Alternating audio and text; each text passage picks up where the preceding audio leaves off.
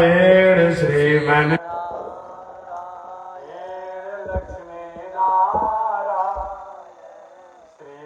नारायण नारायण नारायण श्रीमन नारायण।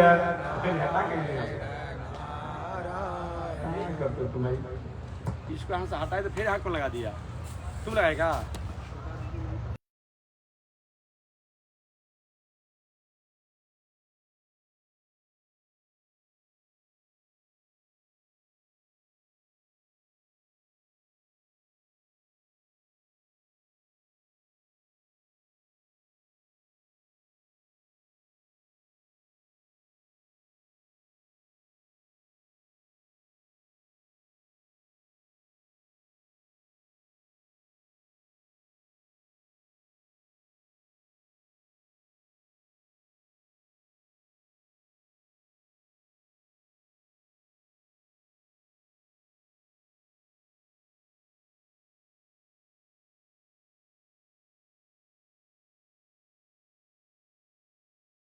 श्रीमन नारायण लक्ष्मी नारायण श्रीमन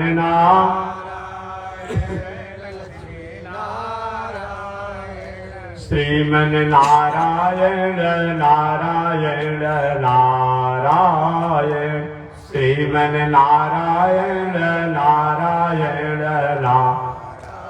आग लगी आकाश में बरसन लगे अंगार हो, आग लगी आकाश में बरसन लगे। संत नहीं होते जग में तो जग मरता संसार हो, संत नहीं होते जग में तो जग मरता संसार। श्रीमन नारायण नारायण नारायण श्रीमन नारायण नारायण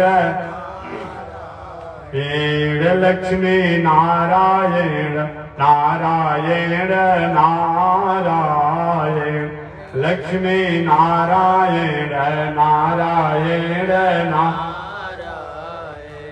तैनी देखी रघुनाथ जी हमारे ओरिया, तैनी देखी रघुनाथ जी हमारे तैनी ताकी रघुनाथ जी हमारे ओरिया, तैनी ताकी रघुनाथ जी बगसर में आके रवा तड़का के मरनी, बगसर में आके रवा तड़का के मर। गौतम नारी अहिल्या के तरनी, गौतम नारी अहिल्या के तन देखी रघुनाथ जी हमारी ओरिया, तनी देखी रघुनाथ जी हमारी ओरिया। श्रीमन नारायण नारायण नारायण श्रीमन नारायण नारायण नारायण लक्ष्मी नारायण नारायण नारायण लक्ष्मी नारायण नारायण नारायण। बोलिए श्री लक्ष्मी नारायण भगवान की। श्री भाष्यकार भगवान श्री रामानुजाचार्य स्वामी जी महाराज की, श्री प्रतिवाद वेंकटाचार्य स्वामी जी महाराज की, अनंताचार्य श्री गादी स्वामी जी महाराज की, परमाचार्य श्री रामकृष्णाचार्य स्वामी जी महाराज की, विश्ववत जगदाचार्य श्रीमद विश्वक्सेनाचार्य अस्मदाचार्य पूज्य गुरुदेव श्री त्रिदंडी स्वामी जी महाराज की, श्री त्रिदंडी स्वामी जी महाराज की, पावन धाम की, पावन ठाव की, पावन स्थल की, पावन महामहोत्सव की, पावन महामहोत्सव की। जय जय श्री सीताराम, जय जय श्री राधे श्याम, जय जय श्री श्रीमन्नारायण, जय जय श्री भाष्यकार, जय जय श्री रामानुजाचार्य, जय जय श्री त्रिदंडी स्वामी जी महाराज, जय जय श्री त्रिदंडी स्वामी जी महाराज। हरि ओम। शांति शांति शांति। अनंताचार्य कृपया वेदांत द्वयपारगम रामकृष्णांग सजभक्त विश्वक्षेण मुनिं भजे। कासायम यज्ञ सूत्रम शुचिवपुषि तथा चौर्ध्वपुण्ड्रम च भाले यस्यास्ते दक्षहस्ते कलिकुमति गिरीन्द्रेन्द्र वज्रम त्रिदंडम संसाराग्नि प्रशांत्यै मृतजलममलं दारुपात्रं पवित्रं श्री विश्वक्सेन सूर्य पदकमलयुगं श्रेयसे संश्रयामि। लक्ष्मीनाथ समारम्भां नाथयामुनमध्यमाम् अस्मदाचार्य पर्यन्तां वन्दे गुरो परम्पराम्। नारायणाय विद्महे वासुदेवाय धीमहि तन्नो विष्णु प्रचोदयात्। महालक्ष्म्यै च विद्महे विष्णु पत्न्यै च धीमहि तन्नो लक्ष्मी प्रचोदयात्, तन्नो लक्ष्मी प्रचोदयात्। परमाराध्य श्री लक्ष्मी नारायण भगवान नित्य वंदनीय पूज्य गुरुदेव श्री त्रिदंडी स्वामी जी महाराज के जुगल चरणों में कोटिशः नमन। भगवत भागवत आचार्य कैंकर्य पारायण महानुभाव, आज कथा का समय तो है नहीं। आज श्री लक्ष्मी नारायण महायज्ञ की जल यात्रा है। जल यात्रा का मतलब तो आप समझते ही होंगे, किसी भी विशिष्ट को बुलाया जाता है तो आगवानी में कलश लेकर के, कलश में जल भर करके उनको स्वागत किया जाता है। तो जो श्री लक्ष्मी नारायण भगवान का जग हो रहा है, तो लक्ष्मी नारायण भगवान की आगवानी में आज हम लोग ने जल यात्रा करके और भगवान के दर्शन में स्वागत करके मंडप में बुलाने का काम किया है। और जिन भगवान को हमने बुलाया है उनको कल षोडशोपचार से उनका यजन करेंगे, पूजन करेंगे, पुनः और जग का कार्य चलेगा। तो ये आज केवल अरे बजाओ तो सीधी भाई क्या बजा रहे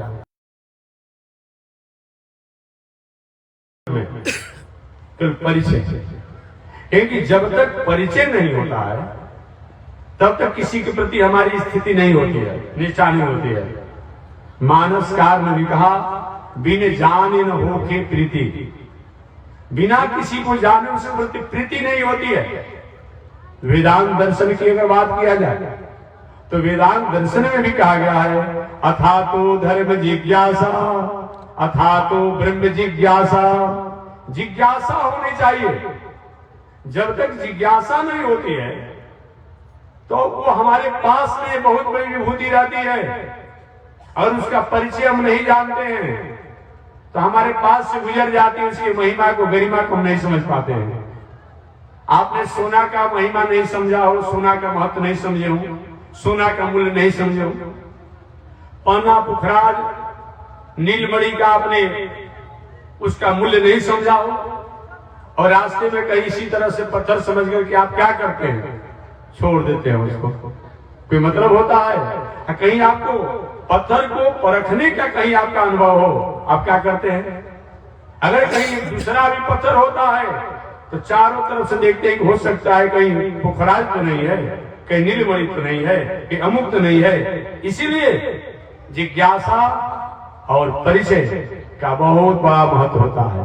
सीधी सीधी भाषा में कहा जाए कथा के रूप में, तो कथा का महिमा जो होता है, महात्म जो होता है, जिसको हम लोग भूमिका अपनी भाषा में कहते हैं। भूमिका का मतलब जमीन में नींव और प्लिंथ जितना मजबूत हो जाए, मकान बनाते रहिए, सुरक्षित रहेगा, अच्छा रहेगा।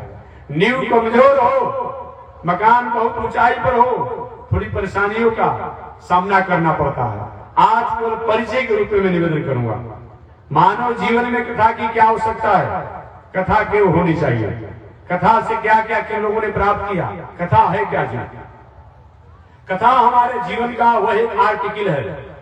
हमेशा मैं कहता हूं कथा हमारे जीवन का वह एक आर्टिकल है, कथा हमारे जीवन का वह एक सिलेबस है, कथा हमारे जीवन का वह एक डिक्शनरी है, कथा हमारे जीवन का वह एक लॉ है, कथा हमारे जीवन का वह एक आर्ट और लिविंग है, कथा हमारे जीवन का वह एक स्टेटस है, कथा हमारे जीवन का वह एक स्थिति है, गरिमा है, कथा हमारे जीवन का जीवन जीने का वह एक शैली है। हम भटक चुके हैं, भटक रहे हैं, भटकने वाले हैं, इसी जो हमें रक्षा कर दे उसी का नाम क्या है, कथा। इसलिए जीवन में कथा होनी चाहिए। जिन जिन लोगों ने और जब जब लोगों ने कथा का, सत्संग का, शास्त्र का, संस्कृति का त्याग किया, हमारे जीवन में साधन तो आए, संसाधन तो आए, लेकिन जीवन में शांति नहीं आई। जीवन में साधन संसाधन को शांति लाने के लिए हमें कथा, सत्संग और शास्त्र की आवश्यकता है। इसलिए जिस अनुपात में, जिस रफ्तार में आपका धन, बल, पद, प्रतिष्ठा, ऐश्वर्य बढ़े, उसी अनुपात में आपका संस्कार बढ़ना चाहिए, संस्कृति बढ़ना चाहिए, सभ्यता बढ़ना चाहिए और सदाचार बढ़ना चाहिए। तो वह धन आपके लिए श्रृंगार बन जाता है, आपके लिए उपहार बन जाता है, वह पद आपके लिए श्रृंगार और उपहार बन जाता है। और ऐसा अगर नहीं होता है, वह धन, पद, प्रतिष्ठा हमारे लिए भार बन जाता है, बोझ बन जाता है। अतः जीवन में कथा, धर्म और सत्संग, संस्कृति की आवश्यकता है। बात संक्षिप्त आपने समझा, क्यों आवश्यकता है। चलिए मैं आगे बढ़ूंगा। क्या कथा की परंपरा आगे से है कि पहले से है, कब से है? जब से सृष्टि है तब से कथा की परंपरा है। सहयज्ञा प्रजा सृष्टि, एक कब से है यज्ञ, कब से कथा है, कब से सत्संग है, कब से धर्म है? जब से सृष्टि है। सृष्टि कब से है? 50,000 करोड़ वर्ष पहले की है। अभी कुछ दिन पहले मैं था एक जगह पर, बिहार में था, एक पढ़ा लिखा एजुकेटेड विद्यार्थी। कहे स्वामी जी आप कहते हैं थोड़ा कैसे हम लोग मान ले कितना पुराना आपका वैदिक परंपरा है, कुछ तो आप बताइए। उन्होंने कहा बाबू हमेशा मैं निवेदन करते रहता हूं और गिनाते रहता हूं, फिर आप नहीं सुने। मैं तो कम कह रहा हूं। मैंने कहा तुम जोड़ लो कितनी पुरानी हमारी वैदिक परंपरा है, और दुनिया में जो भी परंपरा है उसका साल सम्मत है। किसी के प्रति कोई हम कभी ऑब्जेक्शन नहीं करते हैं। No objection, no comment. किसी पर कोई ऑब्जेक्शन नहीं और किसी पर कोई कमेंट नहीं, लेकिन बात जो हो वस्तु उसको मैं याद दिलाता हूं। बात मानो न मानो खुशी आपकी, मानना नहीं मानना वो तो आपकी मर्जी है, लेकिन याद दिला देना यथार्थ को ये तो हमारा कर्तव्य बनता है, मौलिक हमारा संस्कृति बनती है। मैं उनको निवेदन किया तो जोड़ लिया। कलयुग की आयु 4,32,000 वर्ष बताई गई है। 4,32,000 वर्ष में एक का गुणा करने पर कलयुग की आयु होती है। 4,32,000 वर्ष में 2 का गुणा करने पर द्वापर युग की आयु होती है। 4,32,000 वर्ष में 3 का गुणा करने पर त्रेता युग की आयु होती है। 4,32,000 वर्ष में 4 का गुणा करने पर सतयुग की आयु होती है। सीधा सीधा युग की आयु निकालने का मैंने एक सिस्टम बता दिया, एक सूत्र बता दिया। ऐसे बहुत याद करने में भूल जाते हैं, कभी कभी आगे पीछे हो जाता है। और चारों युगों की आयु को जोड़ दीजिए तो एक चतुर्युगी हो जाता है। ऐसे चारों युगों को 71 बार बीतने में जितना समय लगता है, एक मनु का शासन काल होता है। उस आयु से, उस समय से, उस काल से 14 को मनु लोग शासन करते हैं। और 14 मनु के शासन करने में जितना समय लगता है वो ब्रह्मा जी का एक दिन होता है, और उस आयु से ब्रह्मा जी 100 वर्ष जीते हैं। पुनः एक बार मैं समझा दूं, चारों युगों की आयु जो मैंने बताया, उन चारों युगों की आयु में आप 71 का गुणा कर दीजिएगा, उसमें पुनः 14 का गुणा कर दीजिएगा, वो ब्रह्मा जी की एक दिन हो जाता है, और उस आयु से ब्रह्मा जी 100 वर्ष जीते हैं, उस अनुसार 100 का गुणा कर दीजिएगा। अब आपको समझ में आएगा कि हमारी वैदिक परंपरा कितनी पुरानी है। विद्वान ब्राह्मण लोग पूजा करते हैं, तभी संकल्प करते हैं दीप पराग। अभी ब्रह्मा जी का आधा आयु बीता हुआ है, आधा आयु भी बाकी है। आयु से लगभग 10 वर्ष पहले, क्या 14 वर्ष पहले, कलकत्ता हावड़ा बिचाली घाट में प्रवचन कर रहा था। उसमें बहुत बड़ा होड़ मचा हुआ था। कोई रो रहा था, कोई हंस रहा था, कोई कह महाराज जी जब मरना ही है तो खूब खाकर मरेंगे। कुछ लोग रो रहा महाराज जी अब तो मर जाना है, चला था कि आपस में कुल ग्रह टकराएंगे, सारा दुनिया भस्म हो जाएगा, कोई रहेगा नहीं। रो रहे थे कितने लोग, कितने लोग हंस रहे थे, अब जो करना है सो कर लो। एक मीडिया बंधु महोदय आए कि महात्मा जी आपका क्या इसमें विचार है। मैंने कहा मेरा विचार अगर आप जानना चाहेंगे तो हमारे भागवत में, पुराण में, इतिहास में, शास्त्रों में अभी बताया कि कल की अवतार होगा। अभी कल की अवतार हुआ ही नहीं, तब कैसे महाप्रलय मान लें? प्रलय होगा, इसको हम रोक नहीं सकते हैं, लेकिन महाप्रलय नहीं होगा। अभी कल की अवतार होगा। कल की अवतार होने के बाद जो अपनी अस्मिता से, विवेक से, बुद्धि से जो हट करके दिनचर्या जीने वाले हैं, उन पर कल की अवतार भगवान अनुशासन करेंगे और कुछ लोगों को समझा बुझा कर सतपथ पर लाएंगे। अभी कल की अवतार हुआ नहीं, महाप्रलय कैसे हो जाएगा? नहीं महाराज जी, वैज्ञानिकों ने घोषणा कर दिया है विदेश से। हमने भाई उनका अपने किताब, अपने गणना के अनुसार उनका ठीक है, लेकिन हमारा किताब, हमारा गणना जो कहता है और शास्त्र जो कहता है कि अभी कल की अवतार होने वाला है। उत्तर प्रदेश के मुरादाबाद जिला के संभलपुर ग्राम में विष्णु जस ब्राह्मण की यहाँ उनकी कन्या से कल की अवतार भगवान ग्रहण करेंगे, और जो गलत मार्गों पर जीवन जीने वाले हैं उन पर अनुशासन करेंगे और सत्य की स्थापना करेंगे। अभी कल की अवतार हुआ ही नहीं, कैसे महाप्रलय होगा? आपने सुना? पुनः वैज्ञानिकों ने घोषणा करी कि नहीं नहीं, ग्रह तो जब टकराने वाले थे एक अपना दूसरा साइड लेकर के चले गए, हट गए, हो गया। अरे जो परमात्मा इस दुनिया को बनाने वाला है, all thing bright and beautiful, all creature great and small, छोटे बड़े सुनहले चमकीले, जो कुछ भी दुनिया में है उसको बनाने वाला एक लॉर्ड है, एक गॉड है, एक ईश्वर है, एक परमात्मा है, एक भगवान है। उन्हीं को अनेक रूप रूपाय विष्णु प्रविष्णवे उनको कहा जाता है। उनको राम भी कहा जाता है, उनको कृष्ण भी कहा जाता है, उनको नारायण भी कहा जाता है, उनको विष्णु भी कहा जाता है। जब जैसे भक्तों की इच्छा होती है, प्रकृति की जैसी व्यवस्था होती है, जब जगत में, सृष्टि में प्राणियों की जैसी आवश्यकता होती है, उनके अनुसार वह परमात्मा अवतार लेकर के और प्राणियों का उद्धार करते हैं। ऐसे भगवान का कल की अवतार होता है। तो मेरी निवेदन की आपसे, कभी महाप्रलय नहीं होगा। तो आप लोग जोड़ लीजिएगा मोबाइल पर कितना समय हुआ। ये हमारी वैदिक परंपरा है, और दुनिया में जो भी लोग हैं सबका साल समत है। ईसा साहब को आए कितना दिन हुआ? 2024 वर्ष। ये बात तो स्पष्ट हो गया कि ईसा साहब को आए 2024 वर्ष हुआ। इनसे पहले उनका कोई दर्शन नहीं होगा, उनका कोई मजहब नहीं होगा, उनका कोई विचार नहीं होगा, उनका कोई किताब नहीं होगा। कि ईसा साहब को आए जब हुआ 2024 वर्ष, इतना ही होगा। मोहम्मद साहब जी को आए कितना दिन हुआ? 1500 वर्ष से कुछ कम हो रहा है।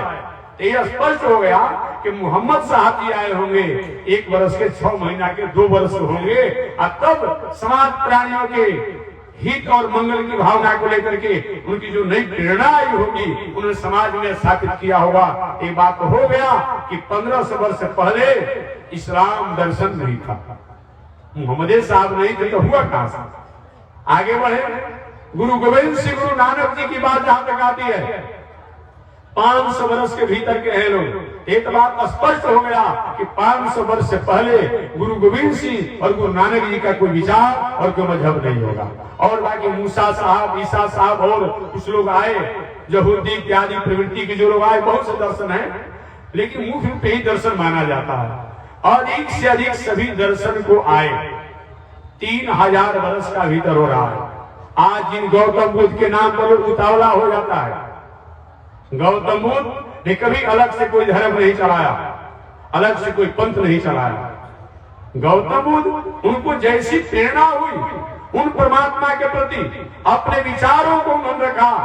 बौद्ध दर्शन का मतलब होता है कि बुद्धि तत्वों द्वारा परमात्मा को स्थापित हुआ जाए, परमात्मा को जाना जाए, परमात्मा के प्रति हमारी स्थिति हो, एक बौद्ध दर्शन होता है। बौद्ध दर्शन का मतलब एक वैदिक परंपरा से कहीं अलग नहीं, क्योंकि गौतम बुद्ध के पिताजी सम वैदिक परंपरा के अधिकारी थे।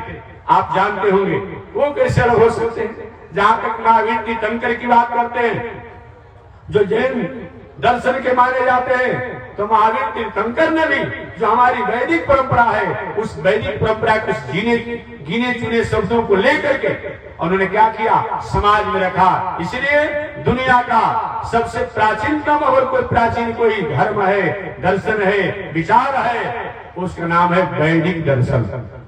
आज की भाषा में सनातन धर्म कहा जाता है, लेकिन वैदिक दर्शन है ये कब से है, जब से सृष्टि है। कब तक रहेगा, जब तक सृष्टि रहेगी। ठीक है, कभी कभी थोड़ा कम बेसी होते रहेगा। इसी वैदिक दर्शन से, सनातन दर्शन से अभी वर्तमान समय में 4000 पंथ हो गया है। एक दो नहीं, 4000 पंथ हो गए हैं। रोज एक दो दिन पर एक दो को पंथ निकल जाते हैं, लेकिन फिर भी वैदिक परंपरा जो है अपनी वैदिक परंपरा पर ही है। ऐसा वैदिक परंपरा कितना पुराना है, 50,000 करोड़ वर्ष पहले का। एक व्यक्ति ने कहा महाराज जी अब नया दर्शन आ रहा, तो थोड़ा उसका भी स्वाद ले ले। स्वाद लेने के लिए अब धर्म परिवर्तन कर रहा है। कहता है कभी कभी सुन लेते हैं स्वाद लेने के लिए। मैंने कहा ठीक है, बहुत महाराज जी नए में जाने पर थोड़ा नया उमंग रहेगा। मैंने ठीक है, बहुत दिनों से नाक से सांस लिया जाता है, मुंह से भोजन किया जाता है, आंख से देखा जाता है, कान से सुना जाता है। अब नया युग हो गया है और नया स्वाद लेना है, तो आंख के बता में कान से देखो, ये नहीं करोगे। परंपरा से वही काम करेंगे। आंख से देखा जाता है, कान से देखो, कान से सुना जाता है, आंख से देखो, ये काम नहीं होगा। कुछ ऐसी परंपराएं होती है कि वह जब से सृष्टि है, जब तक सृष्टि रहेगी वही रहेगा, उसको बदलने की कोई आवश्यकता नहीं है। अगर कोई बदलता है या तो अस्मिता को, अविवेक को, अस्वभाव को, असहुलता को और मनोता के अपने बुद्धि में, अपने विवेक में, अपने दिल में वो स्थापना करता है। अतः ये हमेशा हमेशा रहना चाहिए। तो यह हमारी वैदिक परंपरा है। मानव जीवन में कथा के कारण ही आज हमारा स्वरूप है। जिन जिन लोगों ने कथा को, धर्म को, संस्कृति को, संस्कार को त्याग किया, लंकेश रावण के पास क्या नहीं था, अर्थात सब कुछ था। धन की बात करेंगे, इतना धन था, पूरा लंकापुरी सोना से बढ़ा गया था। किवाड़ से लेके, दलाल से लेके, मकान से लेके, छत से लेकर के सब सोना से ही मरा गया था। स्वर्णमयी लंकापुरी थी। कुबेर और लक्ष्मी जी कभी कभी लंकापुरी के धन को याद करके आश्चर्य हो जाते। इतना बड़ा लंकापुरी में धन था, तो लंकेश रावण के पास धन का कभी नहीं था। जहां तक बल की बात हो, आप जानते होंगे साधारण किसी थानाध्यक्ष के, किसी पुलिस कर्मचारी और मुंशी से संपर्क हो जाता है तो गांव में छाती उतार करके चलते हैं। जो मृत्यु के मालिक जमराज है, उन जमराज को जो लंकेश रावण का बेटा अपने बस में करके रखा था, कितना बड़ा बल होगा आप निर्णय कर सकते हैं। धन की कमी नहीं, बल की कमी नहीं, और पद की जहां तक बात करेंगे, वाल्मीकि रामायण में आया है कि जिस समय लंकेश रावण जब पढ़ते थे तो ब्रह्मा जी आकर के पढ़ाते थे। कभी कभी ब्रह्मा जी पहले आ जाते थे, समय से पहले आ गए। लंकेश रावण के दरबारी करे ब्रह्मा, ब्रह्मलोक नहीं है, चलो पीछे, अब मेरे मालिक सोए हुए हैं, जब जगेंगे, जब बुलाएंगे तो तुमको आना पड़ेगा। ब्रह्मा जी पीछे हट जाते, यदि किसी के ब्रह्मा जी को देर हो जाती आने में, तभी फटकार सुनना पड़ता। कितना बड़ा था आप जान चुके होंगे। धन की कमी नहीं, बल की कमी नहीं, पद की कमी नहीं, जहां तक कुल खानदान की बात करेंगे तो उत्तम कुल पुलस्त्य के नाम, इतना बड़ा कुल खानदान था। परिवार की बात करेंगे, इतना बड़ा परिवार था। निवेदन मैं करना चाहूंगा, महाभारत संग्राम में 18 अक्षौणी सेना थी, मात्र 18 अक्षौणी। लंकेश रावण के यहां वैसे उतने तो वजनिया थे, इतना बड़ा संख्या था, लेकिन एक ही चीज का लंकेश रावण के समाप्त हो गया। इसलिए हमारे पास धन हो, जन हो, पद हो, प्रतिष्ठा हो, मान हो, समान ऐश्वर्य हो, तो संस्कार, संस्कृति, सत्संग और कथा होनी चाहिए। एक दो बार कथा सुनाने के लिए संत लोग गए भी, आपने सुना होगा, हनुमान जी गए और कहे लंकेश अभी कुछ बिगड़ा नहीं है, प्रदीयताम दासरथी मैथिली, अरे मैथिली को अर्पण करके और चलकर क्षमा मांग लीजिए, भगवान बहुत बड़े दयालु है राम। लंकेश रावण ने कहा है बंदर, और तुम्ही हमारा गुरु बने हो उपदेश देने के लिए। सत्संग सुनाने के लिए हनुमान जी गए थे, नहीं सुना। जामवंत जी सत्संग सुनाना चाहे, नहीं सुना, उनको मारने के लिए तैयार हो गया। महामंत्री पद पर रहने वाले जो भाई विभीषण थे, वो सत्संग सुनाना चाहे, वो नहीं सुना। परिणाम क्या हुआ? सब कुछ रहने के बाद भी कुछ नहीं बचा। इसलिए जीवन में सत्संग होना चाहिए, कथा होना चाहिए, संस्कृति होनी चाहिए, संस्कार होना चाहिए। ऐसे भी अंग्रेजी में कहा जाता है, हिंदी में बता दूं, धन गया तो कुछ गया, बल गया तो कुछ गया, पद गया तो कुछ गया, और जिसकी नैतिकता चली गई, जिनका संस्कार चला गया, जिनकी संस्कृति चली गई, वो जल्दी लौट करके नहीं आता है। इसलिए जीवन में सत्संग और कथा होनी चाहिए। कथा कहते किसे हैं? एकाक्षरी कोश। एकाक्षरी कोश के अनुसार कथा में 2 अक्षर है, क अथा। क अथा से कथा का मतलब क्या होता है? कम सुखम, कम आनंदम, कम सदाचारम, कम सद्व्यवहारम, कम परोपकारम, स्थापयति, लाति, ददाति, गृह्णाति इति कथा। इन शब्दों को सुनने के बाद, जिन वाक्यों को सुनने के बाद, जिन घटना को सुनने के बाद, जिन इतिहास को सुनने के बाद, जिन पुराण को सुनने के बाद, जिन चरित्र को सुनने के बाद, हमारे दिल में, दिमाग में, मन में, बुद्धि में, चित्त में, आहार में, व्यवहार में, स्वभाव में ज्ञान के सपना हो जाए, परोपकार के सपना हो जाए, दया के सपना हो जाए, सरलता के सपना हो जाए, सहजता के सपना हो जाए, उसका नाम क्या है? कथा। और दूसरी भाषा में जिन शब्दों को सुनने से, जिन वाक्यों को सुनने से हम गिर चुके हैं, हम गिर रहे हैं, हम गिर रहे हैं, इसलिए जो हमें बचा ले, उसका नाम क्या है? कथा। वेद के अनुसार यजुर्वेद की मार्जनी शाखा के 40वां अध्याय के अनुसार एक बार एक ऋषि कुमार अपने गुरुदेव से पढ़ रहे थे, और गुरुदेव वेद की ऋचाओं को पढ़ाते हुए कहे, वत्स खम ब्रह्म, ख का अर्थ ब्रह्म होता है। ऋषि कुमार नटखट स्वभाव का था, कुशाग्र बुद्धि का था, छोटा तो था लेकिन नटखट स्वभाव का था, कुशाग्र बुद्धि का था। खड़ा हो गया, गुरुजी आपने ख का अर्थ बताया ही नहीं, और आपने ख का अर्थ पहले बता दिया कि खम ब्रह्म, ख का अर्थ ब्रह्म होता है। यजुर्वेद की मार्जनी शाखा के 40वें अध्याय के अनुसार क का अर्थ क्या होता है? गुरुजी ने कहा, वत्स जदेव खम तदेव कम। ख का अगर यजुर्वेद के मार्जनी शाखा के 40वें अध्याय के अनुसार ब्रह्म होता है, तो क का अर्थ भी ब्रह्म होता है। इसलिए कितना भी आप नास्तिक बन जाइए, जितने बार आपके द्वारा क और ख का उच्चारण होता है, उतने बार भगवान का नाम उच्चारण हो जाता है।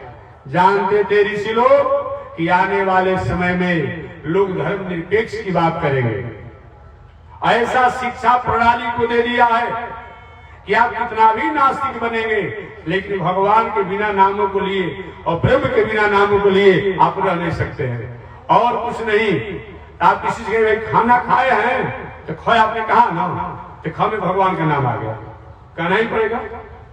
जितना बार आपके द्वारा ख का उच्चारण होगा उतने बार भगवान का नाम हो जाता है।